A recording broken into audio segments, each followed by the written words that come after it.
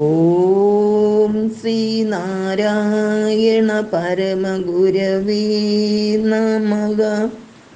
ഓം ശ്രീ ശാരദാംബികായേ നമഃ. ഗുരുസ്മരണ.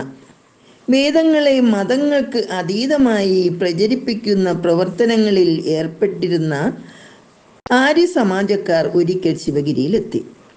ഒരു രാത്രി വേദാന്ത ചർച്ചകളുമായി അവർ ഗുരുദേവനൊപ്പം കൂടി. മുക്തിയെ പ്രാപിക്കുന്നതിന് വേദങ്ങൾ മുന്നോട്ട് വയ്ക്കുന്ന കർമ്മം, ഉപാസന, ജ്ഞാനം എന്നീ മാർഗങ്ങളെക്കുറിച്ചും കർമ്മത്തിൻ്റെ തന്നെ വകഭേദങ്ങളെക്കുറിച്ചും ആ സന്യാസിമാർ ഗുരുദേവനോട് സംസാരിച്ചു. ഗുരുദേവൻ അവയെല്ലാം ശ്രദ്ധയോട് കേട്ടിരുന്നു. പിറ്റേന്ന് രാവിലെ ഇവിടെ ഒരു ഹോമം ചെയ്യുമോ എന്ന് ഗുരുദേവൻ അതിഥികളോട് ചോദിച്ചു. അവർ സന്തോഷത്തോട് ഹോമകുണ്ടമൊരുക്കി. സമിതയും അജ്യവും വിറകും ഒക്കെ എടുത്തു വെച്ചു. ആ സമയം ഒരു കടലാസ് കഷ്ണം അവർക്ക് നേരെ നീട്ടിയിട്ട് ഗുരുദേവൻ ചോദിച്ചു, ഈ മന്ത്രം ഉപയോഗിച്ച് ഹോമം ചെയ്യാമോ? ആ ഹോമ മന്ത്രത്തിലൂടെ ഒന്ന് കണ്ണോടിച്ച സന്യാസിമാർ ഗുരുവിനെ താണു വണങ്ങുന്നതാണ് ശിഷ്യന്മാർ കണ്ടത്. തലേ ദിവസം തങ്ങൾ പറഞ്ഞതൊക്കെ ക്ഷമയോട് കേട്ടിരുന്ന ഒരു വിദ്യാർത്ഥിയുടെ ഭാവമല്ല സന്യാസിമാർ ആ സമയം ഗുരുവിൽ കണ്ടത്, ഒരു മഹർഷിയുടെ ജ്ഞാനപൂർണതയായിരുന്നു. ഓം അഗ്നീതമയ തേജസ്തരാമം ആത്മസ്ത്വം പ്രത്യക്ഷം ബ്രഹ്മാസി ത്വദീയ ഇന്ദ്രിയാണി മനോബുദ്ധിരിതി സപ്തജ്ജുഗോ ത്വയി വിഷയായിതി സമിതോ ജുഹോമി അഹമിത്യാജ്യം ജുഹോമി ത്വം നഃ പ്രസീദ പ്രസീദ ശ്രേയച്ച പ്രേയച്ച പ്രയച്ച സ്വാഹ.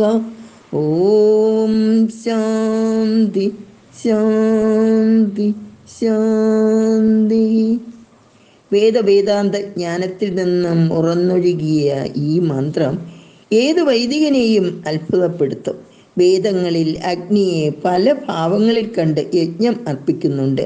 അഗ്നിയെ വെളിച്ചമായും അറിവായും സർവദഗനായും സൂര്യനായും സങ്കല്പിച്ചുകൊണ്ടൊക്കെയാണ് അജ്യമോ സമിതയോ ഹോമിക്കുന്നത്.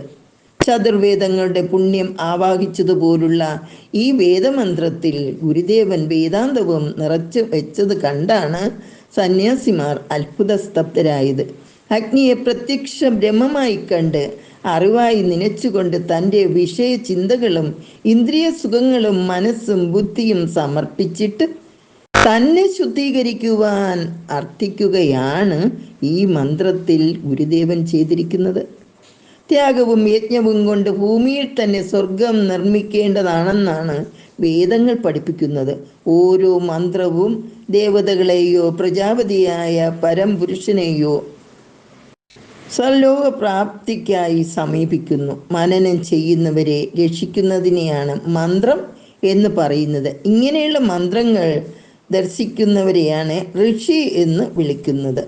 ഋഷയോ മന്ത്രദംഷ്ട്രാര എന്നാണ് പറയുന്നത്. പ്രസിദ്ധമായ ഗായത്രി മന്ത്രത്തിൻ്റെ ദ്രഷ്ടാവ് മഹർഷി വിശ്വാമിത്രനാണ്. ഒരു മന്ത്രത്തിന് പുതിയ മാനങ്ങൾ നൽകുന്നവരെയും ഋഷി എന്ന് വിളിക്കാം. എന്നാൽ സ്വർഗപ്രാപ്തി ഭൂമിയിൽ തന്നെ ആയതിനാൽ അത് ശാശ്വതമല്ലെന്ന് കണ്ട് ശാശ്വതമായ പരമാത്മ സാക്ഷാത്കാരത്തിനായാണ് ഗുരുവിൻ്റെ മന്ത്രദർശനം. പരമപദമായ മോക്ഷത്തെ സിദ്ധിപ്പിക്കുന്ന മന്ത്രദ്രഷ്ടാവിനെ മഹാഋഷി എന്ന അർത്ഥത്തിൽ മഹർഷി എന്നാണ് വിശേഷിപ്പിക്കുന്നത്. അതിനാൽ ഗുരുവിന് മഹർഷി എന്ന പദവും പ്രാപ്യമാണെന്ന് ആ വേദജ്ഞർ അവിടെ വെച്ച് തന്നെ സമ്മതിക്കുകയുണ്ടായി. ഈയൊരു സംഭവം ആര്യ സമാജക്കാരിൽ നിന്ന് നാടാകെ പ്രചരിക്കുകയുണ്ടായി. വേദം കേൾക്കാൻ ഇടയാകുന്ന ശൂദ്രൻ്റെ ചെവിയിൽ ഈയം ഉരുക്കി ഒഴിക്കണം എന്ന പഴയ പന്തീരാണ്ട് സഭയുടെ വാദം ശരിയെന്നു കരുതിയ വൈദിക മാനികൾക്ക് മറിച്ചൊരു ചിന്തയുണ്ടാകാൻ ഇത് കാരണമായി. ശൂദ്രമക്ഷര സംയുക്തം ദുരിത പരിവർജ്ജയേത് എന്ന സ്മൃതിവാക്യത്തെ ശങ്കരാചാര്യ പോലും അനുകൂലിച്ചപ്പോൾ ബ്രാഹ്മണരുടെ പുതിയ തലമുറകൾക്ക് പോലും മറിച്ച് ചിന്തിക്കാൻ തോന്നിയിരുന്നില്ല. ശൂദ്രനേക്കാൾ താഴ്ന്നതെന്ന് വിധിച്ചിരുന്ന ഒരു സമുദായത്തിൽ ജനിച്ച ശ്രീനാരായണ ഗുരുവിൻ്റെ ജ്ഞാനത്തിന് മുന്നിൽ തകർന്നത് ഈ മിഥ്യാഭിമാനമായിരുന്നു. ജ്ഞാനത്തിൻ്റെ പരമകോടിയിലെത്തിയ ശങ്കരാചാര്യവാദര് ജ്ഞാനമാർഗത്തിൽ പിന്തുടർന്നിരുന്നു എന്ന് സ്വയം വെളിപ്പെടുത്തിയ ഗുരുദേവൻ പക്ഷേ ബ്രഹ്മസൂത്ര ഭാഷ്യത്തിൽ അപശൂദ്രാധികരണത്തെ പറ്റിയുള്ള ഭാഗത്തെ ആചാര്യവാദർക്ക് തെറ്റി എന്ന് നിസ്സങ്കോചം പറഞ്ഞു. ഇതിനെ മാനവ സംസ്കൃതി രൂപീകരണ പ്രക്രിയയിലെ ഒരു നാഴികക്കല്ലായി കാണണം. ശൂദ്രജാതിയിൽ ജനിച്ചതുകൊണ്ട് വേദം പഠിച്ചുകൂടാ എന്ന് ഏതു ഭഗവാൻ വന്നു പറഞ്ഞാലും അത് ഇന്നാരെങ്കിലും വകവെച്ചു കൊടുക്കുമോ എന്നും ഒരിക്കൽ ഗുരുദേവൻ ചോദിച്ചു.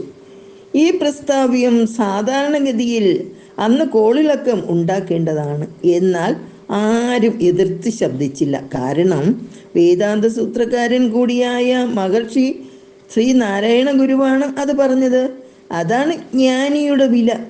മനുഷ്യർക്ക് നിഷിദ്ധമായിരുന്ന അറിവിൻ്റെ അഗ്നിയെ സ്വർഗത്തിൽ നിന്ന് കൂട്ടിക്കൊണ്ടുവന്ന ഗ്രീക്ക് കഥയിലെ പ്രോമിത്യൂസിനെ പോലെ വേദാന്തങ്ങൾ കടഞ്ഞെടുത്ത അറിവിൻ്റെ അഗ്നിയെ ജാതിക്കോട്ടയിൽ നിന്ന് മോചിപ്പിച്ചു കൊണ്ടുവന്നു ഗുരുദേവൻ.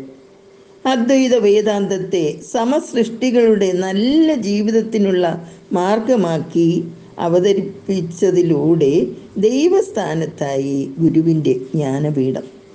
ജ്ഞാനമാർഗത്തിൽ ഗുരു തുറന്നു കാട്ടിയ ഈ സമജീവന തത്വത്തോട് പിന്നീട് വന്ന തലമുറ പക്ഷേ മുഖം തിരിക്കുകയായിരുന്നു.